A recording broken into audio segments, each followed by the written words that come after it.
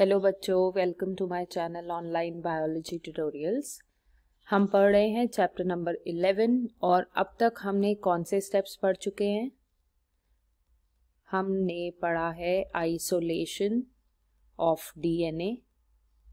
इसके बाद हमने आइसोलेट करने के बाद ट्रीटमेंट विद रेस्ट्रिक्शन एंडोन्यूक्लियस पढ़ लिया। और इसको करने के बाद हमने पढ़ा क्या? हमने पढ़ा था जेल इलेक्ट्रोफोरेसिस। अब हम आ रहे हैं अपने फोर्थ स्टेप पर, जो कि है polymerase chain reaction. Polymerase chain reaction को हम PCR भी कहते हैं। अब हम ये क्यों कर रहे हैं ये हमें पता होना चाहिए।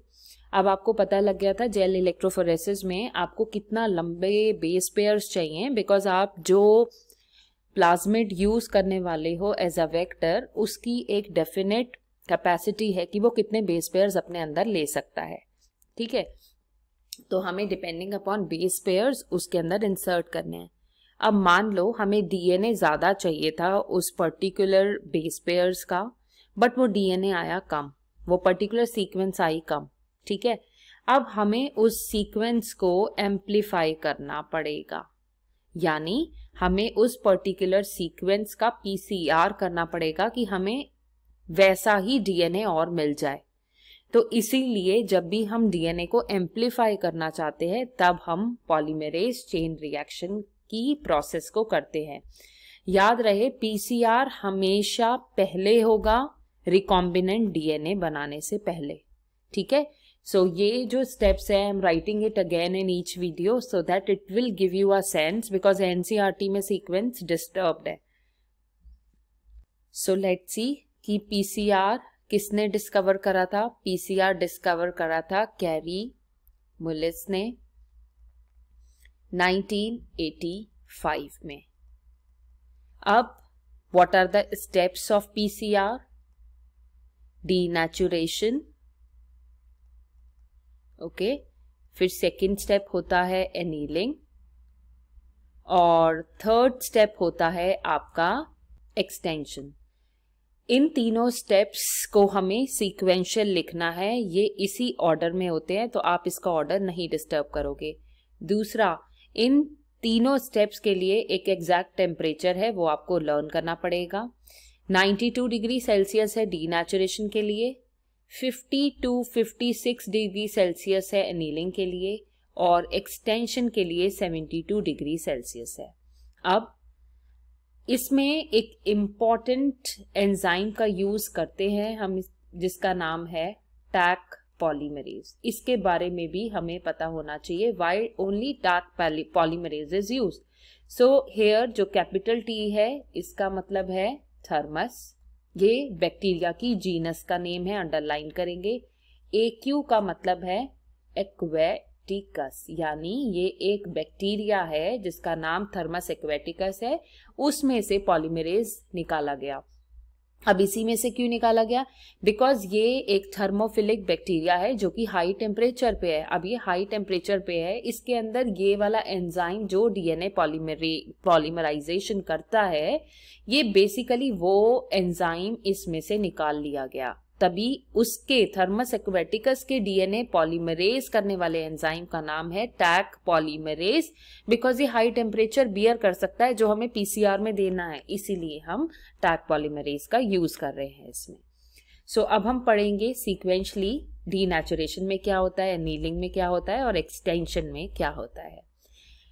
आप लोगों को ये भी पता होना चाहिए कि PCR is done in a machine. हम सारी चीजें डाल देते हैं और उसके बाद हमें एंड प्रोडक्ट मिल जाता है। सबसे पहले डीएनए डबल स्ट्रैंडेड है, आपको पता होना चाहिए। ये हमारा मान लेते हैं कि जीन ऑफ इंटरेस्ट है, ये वो सेगमेंट है जिसको हमें एम्प्लीफाई करना है। तो डीएनए एंटी पैरेलल होता है, राइट। ये आपका स्टार्टिंग में डीएनए है। अब यहां से आपका होगा स्टेप नंबर 1, और इस स्टेप नंबर 1 का नाम क्या है? डीनेचुरेशन। डीनेचुरेशन में टेम्परेचर हो जाएगा 92 डिग्री सेल्सियस और आपके ये जो स्ट्रैंड्स हैं ये एक दूसरे से अलग हो जाएंगे। ये आपका हो गया 5 to 3 प्राइम और ये दूर चला गया बिकॉज डीनेचुरेशन से ये अलग हो जाएंगे। ठीक है, अब आपका डीनेचुरेशन स्टेप में आपका जो double stranded DNA they move apart because of the increase in temperature. इसके बाद आएगा सेकेंड स्टेप जिसका नाम होगा एनीलिंग। ठीक है, अब एनील का मतलब होता है जुड़ना, टू जॉइन। अब हमने क्या जोड़ना है? आपको पता है कि डीएनए रेप्लिकेशन कभी भी ऑटोमेटिकली स्टार्ट नहीं होता पॉलीमरेज से, बिकॉज पॉलीमरेज इलॉन्गेशन कर सकता है, इनिशिएशन नहीं कर सकता, प्रोसेस को स्टार्ट नहीं कर सकता। तो हमें प्राइमर्स चाहिए होते हैं जो कि पहले जुड़ जाए इस प्रोसेस पे और फिर ये प्रोसेस कंटिन्यू। तो अब यहाँ पे हमें क्या करना है? हमेशा याद रहे प्राइमर्स हमेशा 3 प्राइम एंड पे डाले जाते हैं, राइट? सो ये हो गया हमारा 3 प्राइम एंड, यहाँ पे हमने प्राइमर डाल दिया। ठीक है, यहाँ पे 2 प्राइमर्स होंगे, किसी किसी बुक में फॉरवर्ड और बैकवर्ड प्राइमर भी मेंशन करा है, so do not get confuse. अब प्राइमर हमने डाल दिए, दैट मीन्स अब पॉलीमरेज एक्ट कर सकता है। अब यहाँ पर हम डालेंगे टैक पॉलीमरेज जो कि डीएनए पॉलीमरेज की तरह काम करेगा। हम डालेंगे मैग्नीशियम के बाइवेलेंट आयंस, साथ में हम डालेंगे डीऑक्सी न्यूक्लियोटाइड ट्राइफॉस्फेट्स जो कि होंगे हमारे बेसिस। जो डीएनए के बेसिस होते हैं 4, उनको हम ट्राइफॉस्फेट की फॉर्म में ले रहे हैं, जैसे ATP, GTP, CTP, TTP. Okay, तो यहाँ पर अब जब हमने एनीलिंग कर दी, दैट मीन्स एनीलिंग में हमने केवल प्राइमर्स डाले और हमारा टेम्परेचर क्या है यहाँ पे ये भी मेंशन करना जरूरी है, 50 to 56 डिग्री सेल्सियस। जब आपने प्राइमर्स डाल दिए, उस प्राइमर की प्रोसेस के बाद आप आ गए अपने थर्ड स्टेप पे और आपको थर्ड स्टेप में क्या डालना है, क्या करना है? थर्ड स्टेप का नाम क्या है? एक्सटेंशन। एक्सटेंशन कब करता है टैक पॉलीमरेज? कौन से टेम्परेचर पे करता है? 72 डिग्री सेल्सियस पे।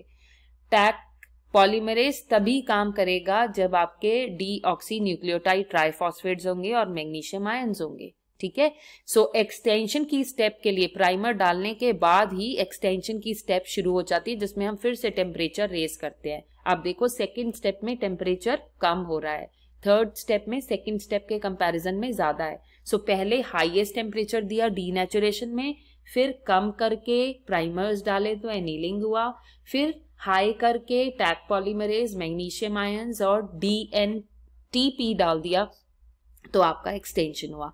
अब आप फर्स्ट वाले डायग्राम में डीनेचुरेशन में केवल वो बनाओगे जो मैंने स्टार्टिंग में ये 2 स्ट्रैंड्स बनाए थे। ठीक है, अभी ये जो आपको डायग्राम स्क्रीन पे दिख रहा है, ये डायग्राम अभी हो गया है आपका एनीलिंग का।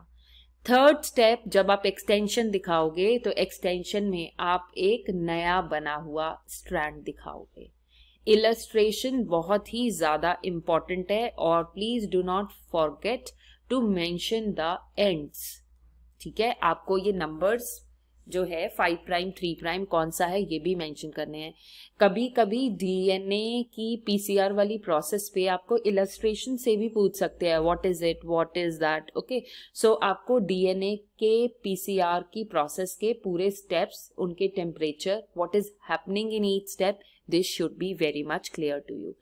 तो एक्चुअली में होता कैसे है, हम पीसीआर में सारे मटेरियल फिट कर देते हैं और आफ्टर हम उसमें साइकिल्स भी फिट कर देते हैं कि हमें इतनी साइकिल्स के बाद इतना डीएनए मिल जाएगा। सो रफली जो है अगर हमारी 30 साइकिल्स होंगी तो हमें बिलियंस ऑफ कॉपी मिल जाती है, right, depending upon the material which we are using. Okay, so PCR की process, who discovered it, what are the various steps, what are the various temperature for each step, what is done at each step, it should be clear to you and you have to draw illustration for it. It is a mandatory one for this question. I hope it is understood. Please do share, comment and subscribe to my channel. Thank you.